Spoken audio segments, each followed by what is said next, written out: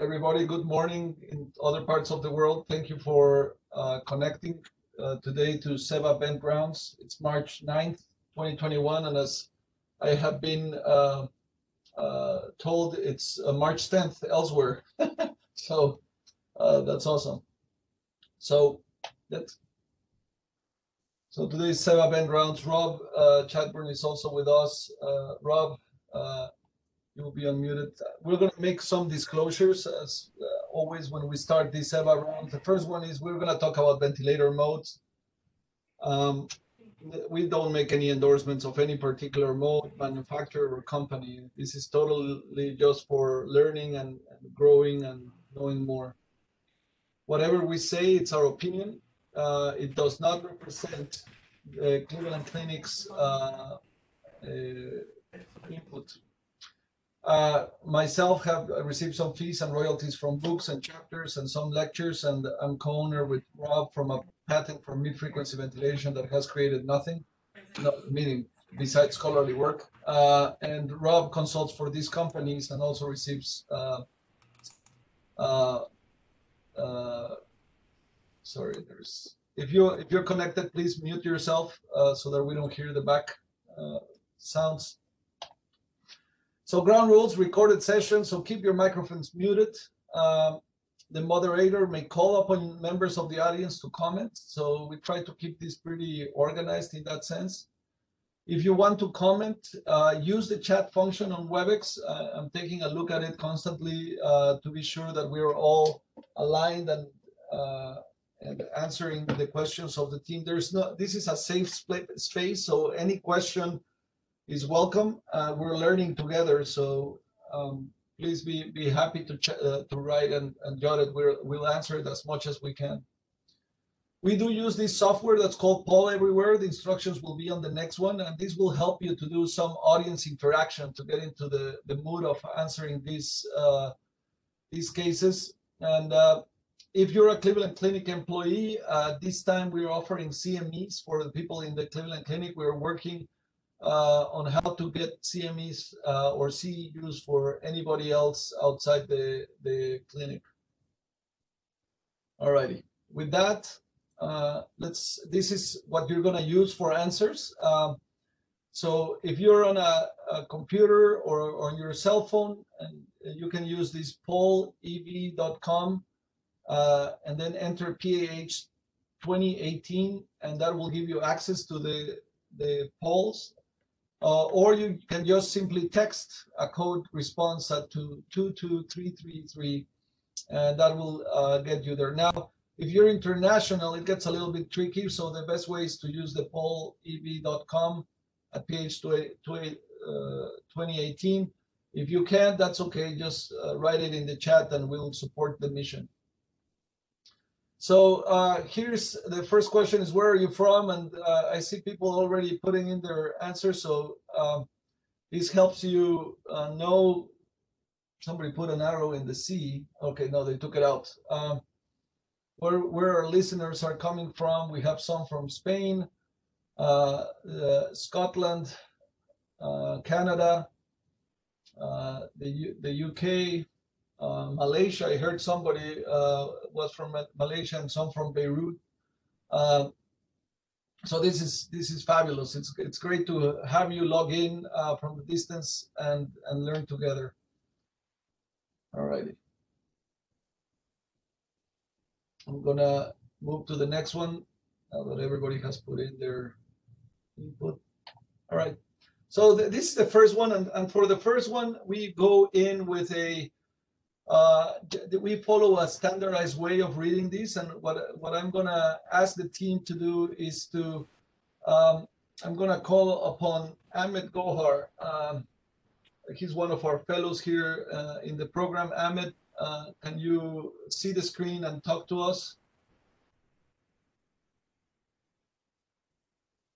Yes, I can see the screen. So do you want me to go through it?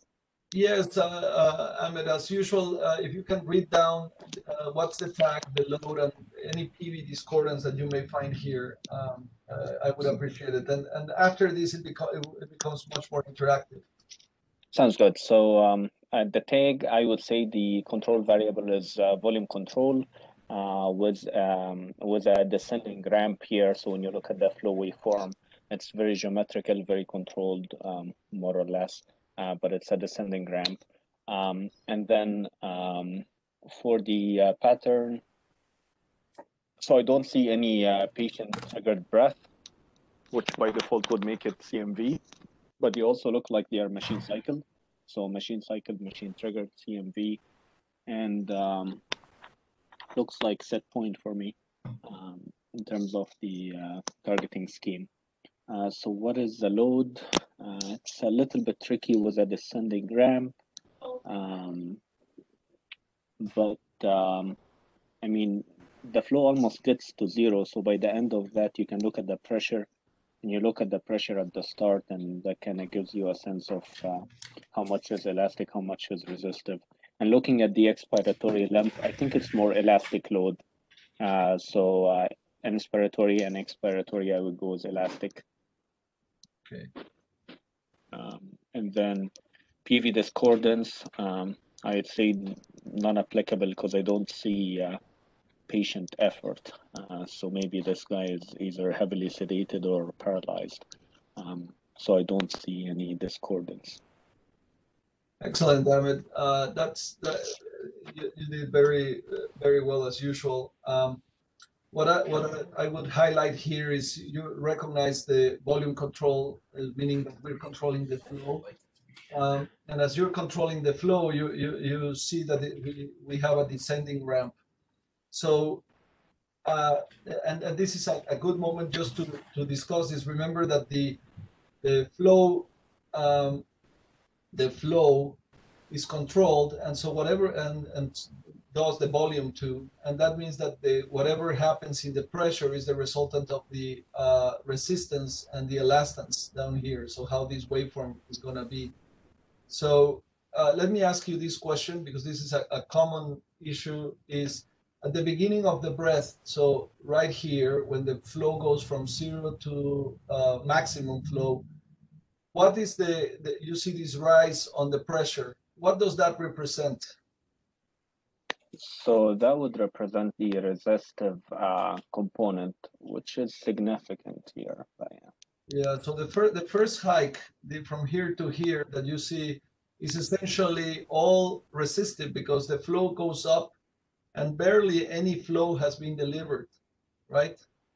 And after that, what about at the end of the breath when the flow is 0 or close to 0?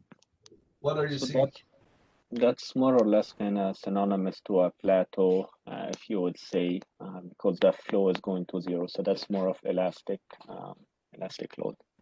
Exactly. So great point. So when you see this waveform, you see that there's a steep hike up, but this is probably related to the I time that they put on this patient. He's receiving the flow at this speed. You see the increase in resistive load, but at the end, the majority of what you see is the elastic load. So this patient, if you notice that the peak inspiratory pressure is 29 on this patient in particular, and he's starting from a PEEP of 12. So how much is he using to distend the lung? 17. 17. And so from 17, he's recording 17 centimeters of water to deliver 280 cc's. So that gives you your compliance, correct? So it took 17 centimeters to deliver 280 cc's of tidal volume. What would be the compliance on this patient? Anybody? About 16. Getting 16.4, so pretty low. So pretty low, exactly. So you see how just by looking at this and knowing what this point means takes you rapidly to say, well, he's requiring this amount of driving pressure to get there, right? For just 280, and then you smartly recognize that the return to baseline was going relatively fast during the expiration, and it's probably less or close to a second. which supports your elastic load. So great thoughts there. All righty. So then the last thing that you caught here was the patient ventilator discordance, and in the absence, there's no evidence of patient here. So if there's no patient, there is no patient ventilator discordance. There can only be ventilator, right? And so it's how well you set the settings of this. All right. Any other comments, questions, Gohar? No, I think that explains it all. Thank you. I guess maybe somebody mentioned IMV, so kind of that relates to this exact ventilator having an option maybe for dual control, but you can tell from the waveforms that we have. Correct. In the absence of PMOS, and remember that you can activate within this ventilator a type of flow adaptation, and you recognize it. It doesn't even have the name, I think, but it's a little a button. Come on, let me paint. Why is it not letting me paint? There you go. Sorry. Why is it not letting me paint? There. Pen. Okay. It has a little button if you open the settings, and it has a little thing that looks like this with little dots on top, and that's the flow adaptation. And when that is active and there is evidence of enough PMOS, it changes the mode from volume control CMB S, it changes it to volume control IMB D. But we don't have an example of that today, but we will show one of those. But that's what they're talking about. Amit. Rob, any comments on this? Yeah, just a comment about the shape of the pressure waveform. As you pointed out, the initial pressure rise is due to resistance in a passive patient. The end inspiratory pressure is due to elastance. And I will just tell you, just as a rule of thumb, if you're ventilating a patient with normal lungs, say a resistance of 10 and a compliance of say 50 or 60, then those two pressures are about the same. And so the inspiratory pressure is almost constant, so it could fool you into almost looking like sort of a rounded pressure control waveform. So when you see something like this, you know that the compliance is low or elastance is high relative to resistance. And if it could be the other way around, you could have a high initial pressure and a low inspiratory pressure, and that would signal to you that the load was resistive. So again, a descending ramp with a passive patient helps you answer all these questions real quickly if you're familiar with what the waveform should look like. Excellent. That, and just to put a drawing of if the resistance is high, usually what you see is something like this. Oh my God, that's the worst waveform I have ever painted in my life. All right, it goes like this, and then it goes up, and then it ends down here, and then the breath ends. That's a resistive load is increased. So you have the peak earlier on, and then the elastic load is lower than the resistive load. And this would be how it looks for an increased elastic load. Excellent. Thank you. Thank you, Ahmed. So now we move to the interactive part of the. So now that you saw how we move through this, is we always read the tag, then the load, then the PV discordance. I'm going to put the waveform that I sent out on a tweet from a patient that we were walking, and I want you to answer each one of them, and then we'll have Chip Welte, one of our fellows, read through it, and we'll see how that goes. So here we go. So use your poll everywhere. Remember, either you text PAH 2018 to 22333, or respond to polleverywhere.com PAH 2018, and just start answering your questions. I can see down here if people are answering. What is the tag? So what's the name of the mode? And here you can choose a control variable, a breath sequence, and a targeting scheme. So one of the three, just enter them. I'm going to give you another 20 seconds. Look at the, or 30 seconds, look at the waveforms and enter what you think it is. And Chip right now is thinking what is the tag for this mode.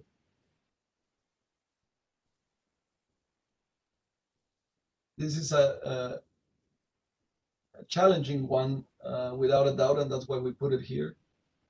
But it will bring you to some joy after we finish it. So very good. All righty, I'm gonna move to the next one. Okay. So now what is the load? What is dominating here? Is it the patient has increased elastance, increased resistance, or PMOS? Enter your answer.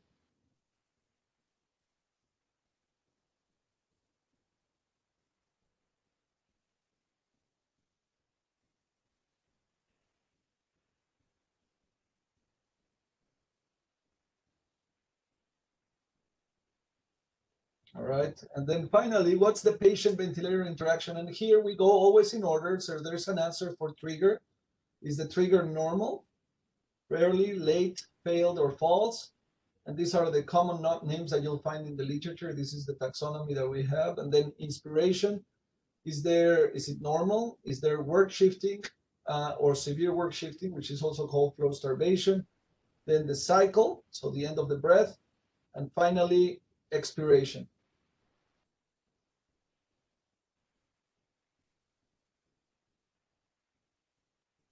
I'll let it go there for a little bit while the answers start pouring in.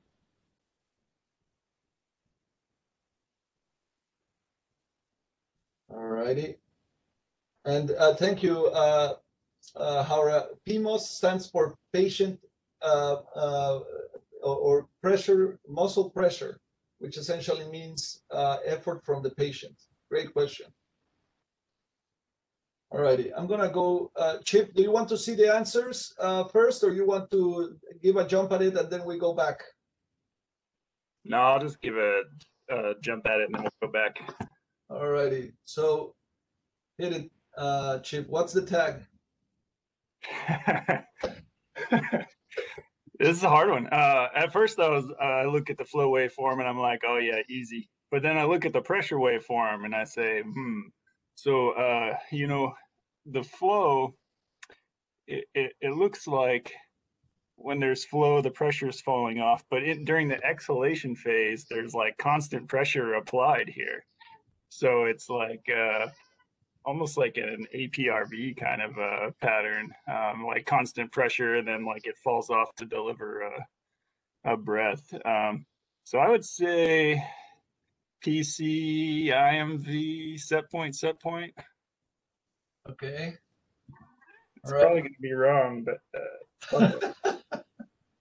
go for it. Keep going. This is good. I love it. And then let's see, the load is going to be, I mean, it's just PMUS everywhere. So inspiratory, expiratory, PMUS. Okay. So patient effort. Right. All right. Okay. And patient ventilator discordance, baby. Tell me. Let's see. So, you know, I'm seeing on the first 3 breaths towards this where it cycles, there's this little, like it wants to cycle and then there's like a little uptick. Doesn't seem like that would be something the patient would do. And in fact, in the first breath, it drops below the baseline there, but it still doesn't cycle the breath. It still like jumps up a little bit. So I would say it's cycling. The trigger is probably normal, but maybe the cycle is late in some cases. So the trigger is normal. The cycle is late. Yeah, I'd say so. All right. And what about the inspiration? Work shifting? Yeah. And the expiration? There's work. All righty. So let's see how the team and the team read this, and let's read it together, okay? It's a tricky one, no doubt. And obviously, I sabotage your existence by hiding the mode. But when I show it, and you're gonna say, Eduardo, I hate you. So a good amount of you recognize this as volume control, which is the correct answer. CMB is the correct answer, and it's set point. So really good, but it was common for many of us to get confused with pressure control, and I will explain why this looks like this in a second. In terms of the elastic load, the majority of people recognize PMOS. This is a common error that we think that this is auto PEEP, and we're going to talk about that. So actually, this is very useful for us to see where to focus our discussion. And finally, in terms of the interaction, the trigger, majority thought this was severe. Majority of you recognize work shifting, flow starvation. Some people put here this late cycle, and there's evidence of expiratory work. So let's dissect this together and talk about it a little bit. So indeed, the mode in question right now is actually volume control, CMB, S. And Chip, you're gonna execute me by talking a bit about this.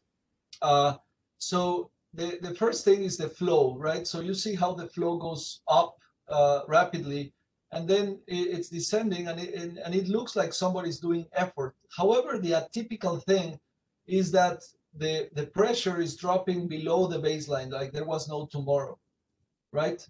And you recognize that this is all the way down, and actually this is zero, and it's below the inspiratory pressure.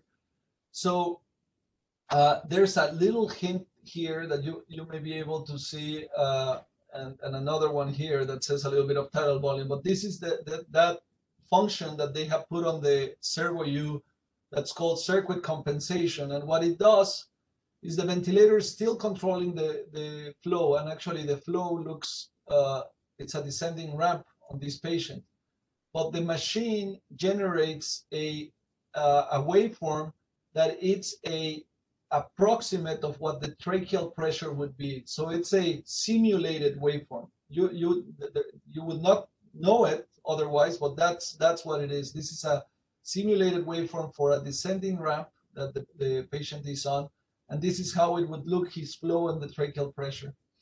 So the tracheal flow. And so the patient is doing an enormous amount of work, and the ventilator is not providing the amount of support that the patient does, and that's why you recognize the work shifting.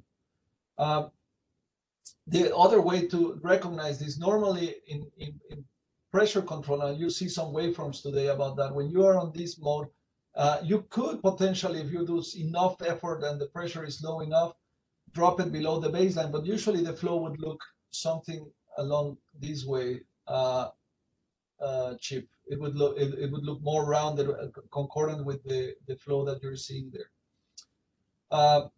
And so it's volume control S. And in this patient, for example, they didn't have that flow adaptation on, and so that's why the pressure goes below baseline, making this patient doing work on the ventilator. Rob, any comments on this?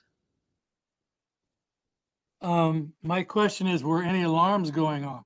No, none. And that's just a testament to how messed up this situation is, right?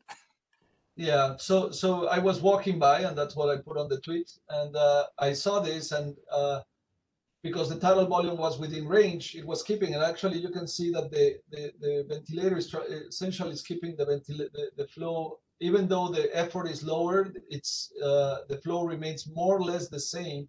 So he was getting the same amount of flow, and so the tidal volume was not alarming at all. It was just that he was doing unduly work of breathing against the ventilator. He was doing a spontaneous awakening trial, and he woke up faster than we intended him to wake up. So that's so I don't. I would say actually the first time I saw this. Chip, I was sabotaged because I said, what's happening here? This doesn't make any sense. And until we didn't speak with the engineers for the servo did we understand that these were simulated waveforms? These were not the real values for, or the real waveform for the patient. How is the ventilator pressurizing during the expiratory phase? So let's move on. Let's move on. So you recognize very well PMOS during inspiration and during expiration, and the evidence of that, although it's not necessarily the waveform, you can see definitely this is evidence of PMOS, right? And so you see positive flow, right? Anything above the baseline is positive flow, and the pressure is going down. So that means that the patient is doing effort in getting the flow, and the ventilator is not pressurizing, so it's going against it. And then during exhalation, the patient, the flow should look like this, right? That's how it should be, an exponential decay. And instead of that, you have all this area, which is the patient blowing out effort. So that's the evidence of PMOS. So you caught on that very well. And so I'm gonna erase it. Now, I'm gonna, any questions there regarding the load, right? So what we see is, I cannot see the physiology of this patient. I can only say that there's evidence of muscle. When there's muscle pressure, you cannot see what is the elastic or resistive load. All righty. Very good. I'm going to explain work shifting in a second, Marcos. We're going to get there. And all righty. And we'll send some reference, Laura, too. So let's move on to trigger. I think that you trigger chip, let me put my marker again, is actually right on. It's normal. And the reason why I say that is that you see the transition from expiration to inspiration immediately. It goes from effort to inhalation, and he tries to pressurize, but the patient is doing so much effort that it drops the pressure below the level. So that's the trigger is normal. Now, work shifting. What does work shifting mean? And I think that the best way to think about this is a graphic that I will put here, which goes. Sorry, let me activate the pen again. There. That essentially, in that graphic, you have two axes. You have the PMOS, so the patient effort, and you have the P-vent, or pressure that the ventilator delivers. And in some, the modes have different relationships between them. So if I, for example, if I am on volume control, so let's just talk about volume control, and I'm paralyzed, so meaning I have 0. So this is 0 for both P-vent down here and for the effort. And here would be, let's just call it maximum. And here is maximum for the ventilator.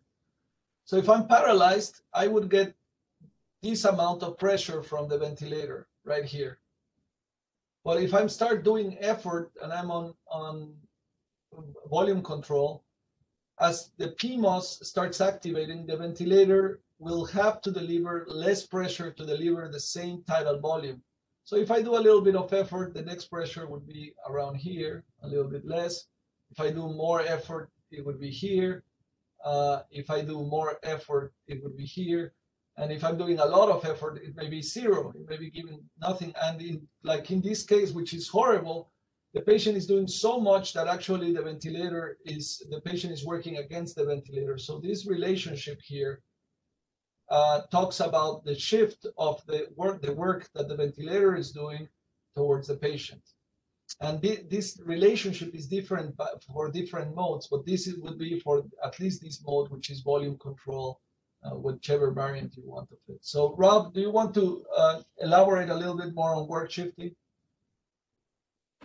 I think you covered it pretty well. Basically,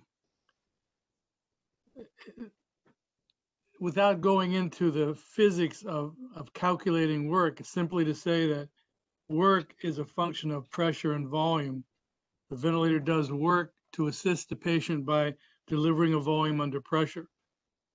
And it doesn't matter where the pressure comes from. The total amount of pressure it depends on the elastance and the volume. So if the patient does some of the work, then the ventilator doesn't have to do as much and vice versa.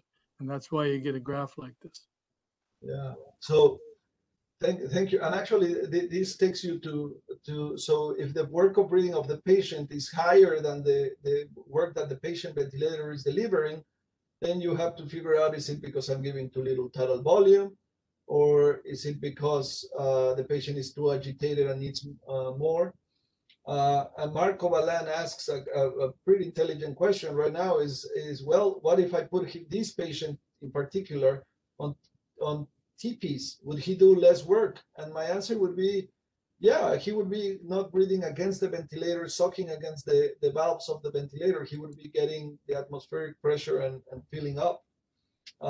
So that's the key here, is you're recognizing that this patient is now doing work against it. So in terms of work shifting, you will see that there's different types of work shifting, but the worst one, what we call, what usually it's called in the literature as flow starvation, which for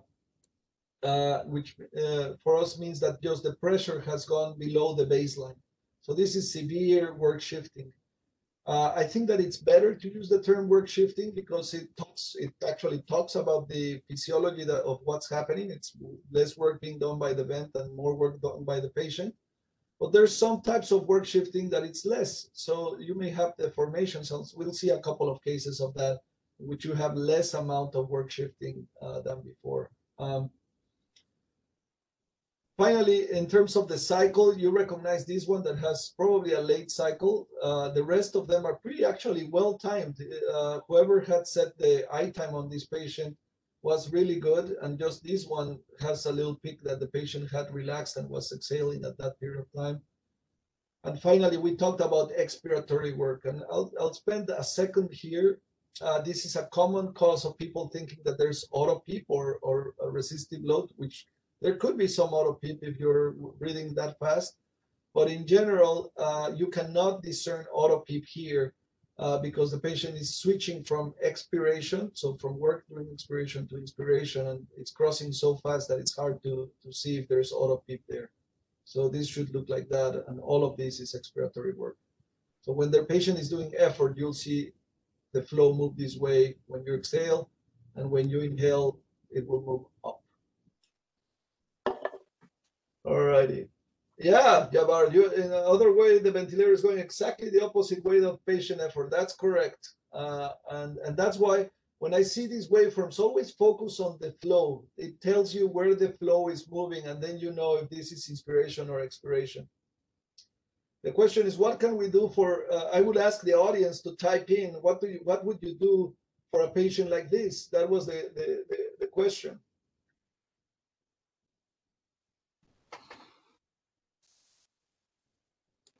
So Bruno Rodriguez put pressure support. Absolutely, that's one of the alternatives. The other one is to change to yeah. So I see a lot of pressure support. Some people want to paralyze this patient. I agree. Sometimes you need to get rid of the muscle activity by either sedation or paralysis. So pressure support. So if you think about pressure support, as the patient effort goes up, so imagine this patient is right here. If I put him on pressure support at zero effort from the patient, he would get this, but at the maximum, he would get whatever I set. So the relationship is different. So it's a linear relationship. Yeah, I agree. It depends on the situation, underlying pathology. That's completely appropriate. You would change or sedate or extubate this patient depending on where in the disease he is. Excellent. So Laura says that, yeah, if they're awake and not much oxygen, just extubate them. Let them be. Very good. Excellent job. All righty. Let's do one more. So I'm gonna change the screen, and we're gonna do the same thing that we did before. I'm gonna clear these answers. Just let me clear responses on the prior one so that we can answer appropriately, everybody. So don't answer yet. Don't answer yet. Give me 1 second. I'll put the nice ones now. And here we go. Here's the new one.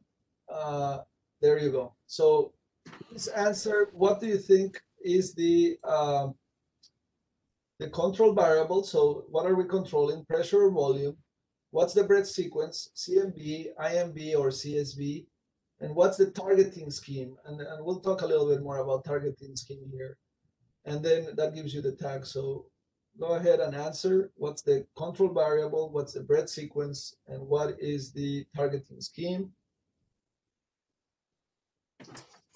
And Steve, I see you online. I don't know. Do you want to be the one to do this, Steve Fox? Yeah, I can do it. All right. Don't say it yet. We're going to let them answer for a second. So I'll give you 10 more seconds to put what the tag is. Excellent. I see people still answering. And all right. So now what is the load on this patient? A, PMOS, B, elastic, or C, resistive? What is the dominating force? I know, Steve, you're right now coming to terms with life. So go ahead, answer.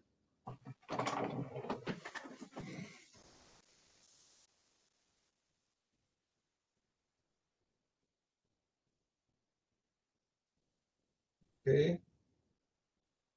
And we'll move to the next one. And what is the interaction here? So grade the trigger, grade the inspiration, grade the cycle, and grade expiration.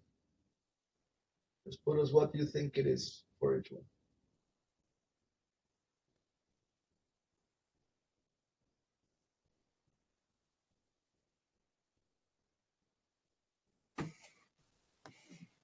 And alrighty, Fox, are you ready?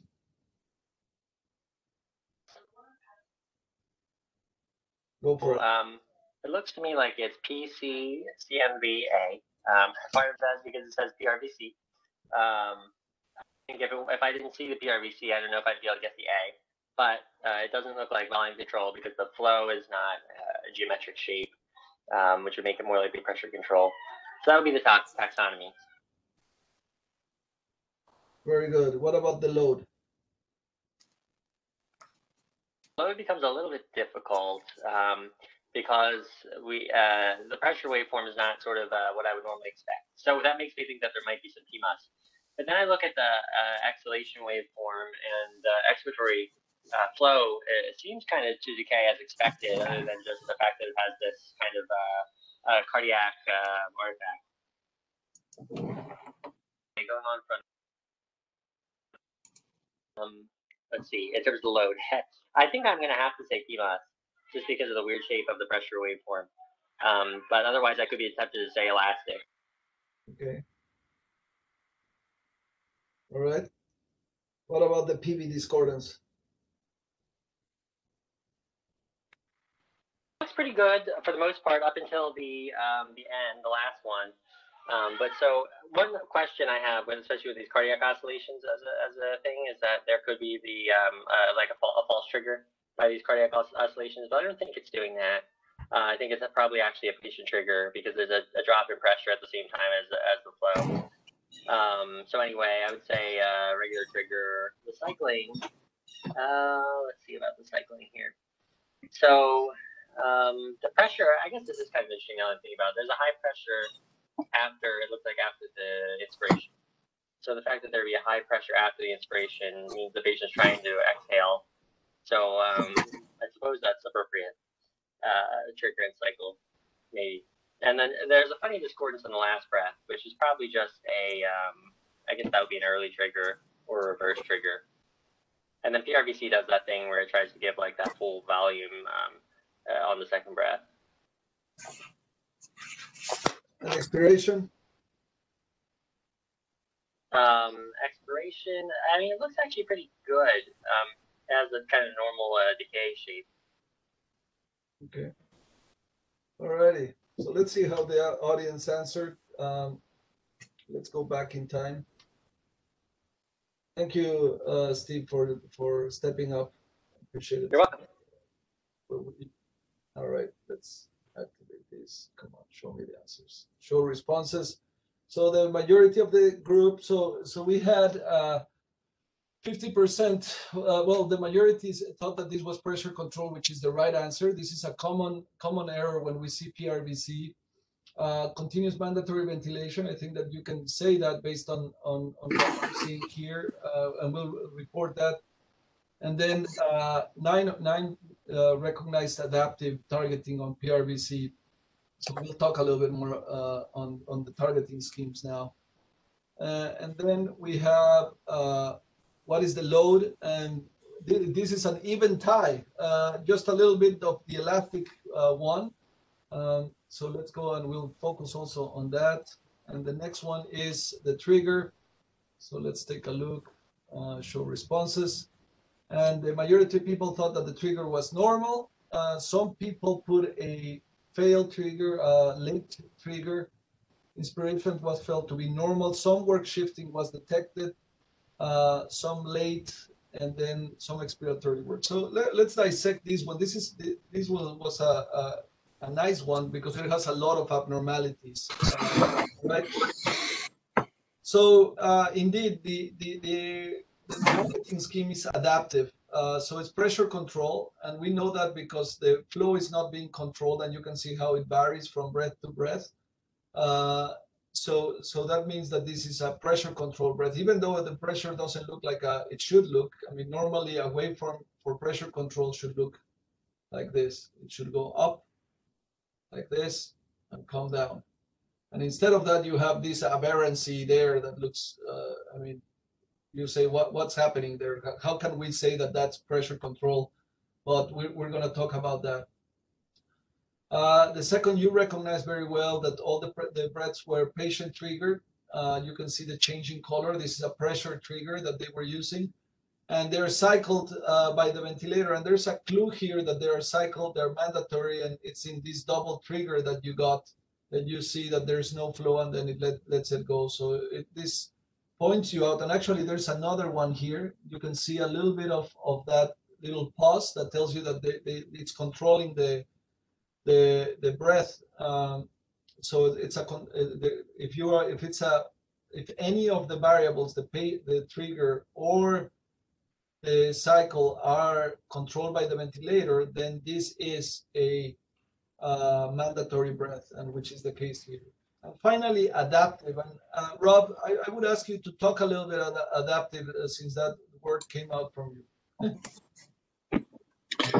Yeah, adaptive means that the ventilator will automatically adjust the output to match some target that you have set. And most frequently, adaptive means that you set a target tidal volume and the ventilator will adjust the inspiratory pressure in a pressure control mode so that on average, you get that tidal volume.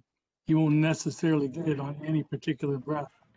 It might oscillate around the average, but that's what adaptive means. And it's adapting because as the patient impedance, meaning the compliance goes up, let's say, and the resistance goes down and the impedance goes down, takes less pressure to give the tidal volume, so the ventilator decreases the inspiratory pressure and vice versa. It essentially does what you would do if you were standing at the bedside with your hand on the inspiratory pressure knob in a pressure control mode. Excellent. And that adaptation is good if the patient, the one thing about this is the ventilator cannot tell the difference between an increasing effort and an increase in compliance and vice versa. All it knows is it doesn't take as much pressure to deliver the tidal volume, and it just goes ahead and makes the adjustment as it's programmed to do, which means that if the inspiratory effort is reasonable and relatively normal, then the adjustment is going to be reasonable. But if the inspiratory effort is abnormal, then the adjustment, the adaptive pressure control is not going to be appropriate.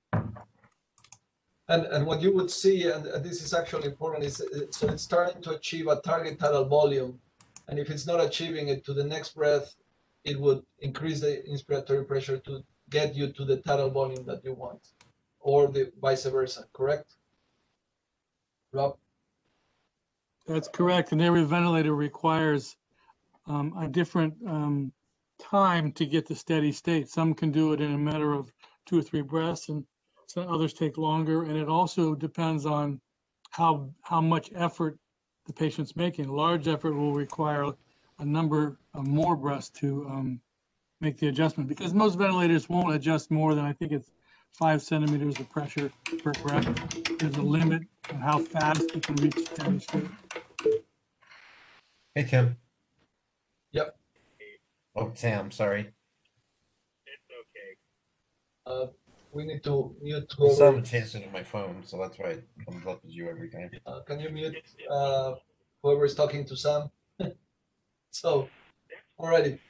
So in terms of PMOS, you recognize that it doesn't have the usual decay. So because it's not decaying, that means it's PMOS. And actually, you can see that this is the effort the patient is doing, which is actually the same deformation that you're getting in your PMOS, in your pressure waveform. And that's just because ventilators are not that good at controlling pressure as much as they want. Actually, I'm going to recant myself, and I'm going to change this graph a little bit, because the reality of this graph is different. Let me show you how it actually looks. This actually looks like that. It cuts over here, and it should go down like that, because the ventilator is giving much less pressure. The area that you see here is related to the patient starting to exhale. As much and as fast as it's going, the ventilator cannot adapt the pressure, and then you get these spikes. David, can you mute yourself? I can hear you. David, I wouldn't worry about it too much. I'll double check the codec, but I think David, it has to do with the fact that we may or may not have TLS turned on. Give me 1 second here. Sorry about that. He didn't realize that he was muted.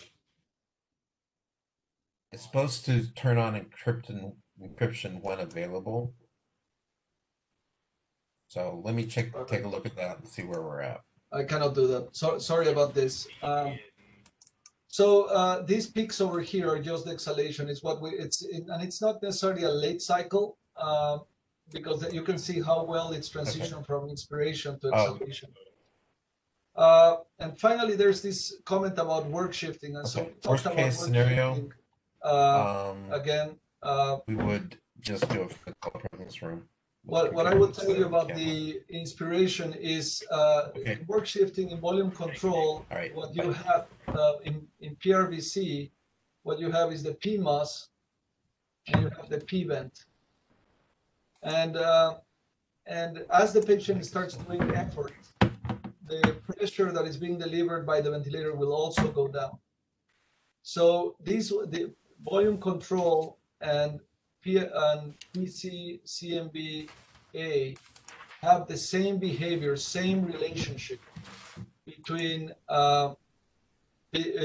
in terms of work shifting. So this is actual work shifting. The patient is doing more work, and the ventilator is pressurizing. Now, this is not as severe as the other one, because it's not going below the baseline, but it's definitely a marked amount of there is work shifting.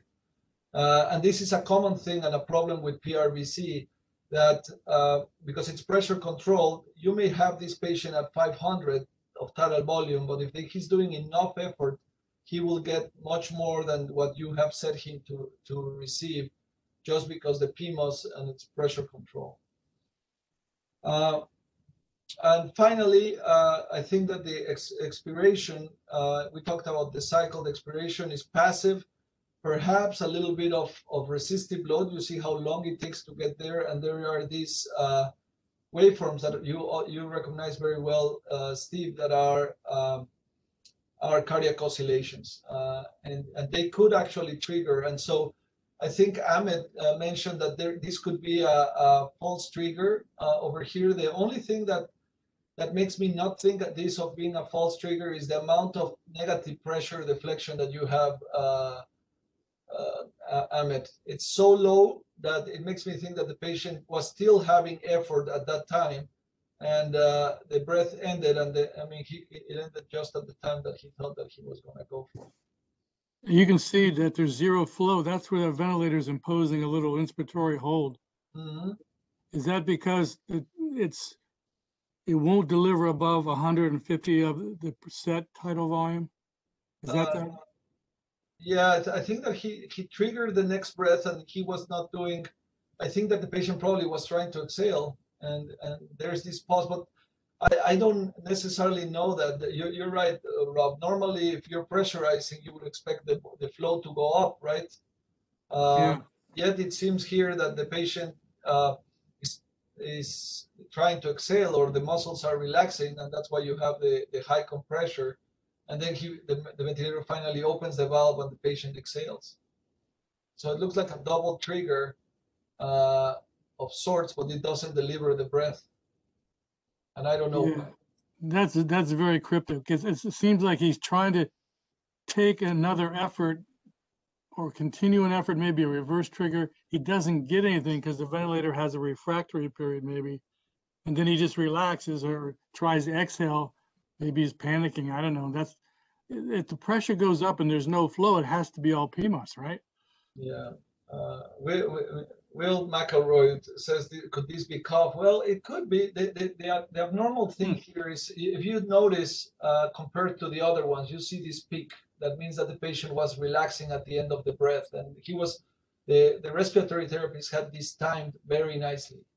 You see how and in this one there's actually no such peak, which tells me that the patient was still doing effort.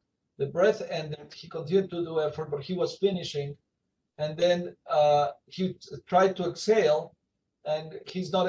The ventilator says, "I'm not going to let you exhale during this breath," and it cannot deliver. It's delivering so little pressure that you see that hike there.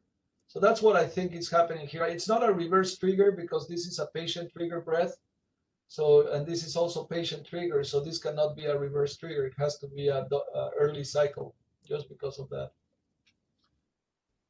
All righty. Yeah, so that's a good, Hara, that's a good question. Why is this that the patient is relaxed? It's the muscles. So as you finish in inspiration, you start relaxing your chest wall muscles, everything starts coming back. And and if it's going rapidly from inspiration to exhalation, the ventilator cannot compensate the rapid changing flow and the pressure rises. Remember, ventilators are not that good at controlling pressure. So that's what you're seeing there. And I'll post a little snippet on that on Twitter so that you guys can see that.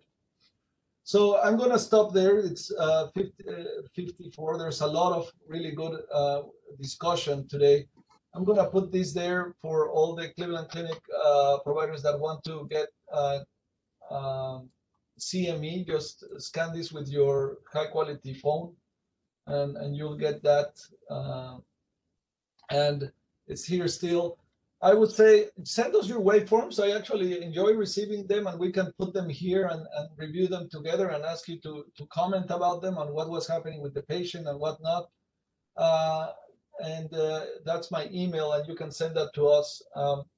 We're happy to have you here, and we thank all of you, especially thank you, Chip Welte and Ahmed Gohar, Steve Fox, our master fellows, reading out these waveforms.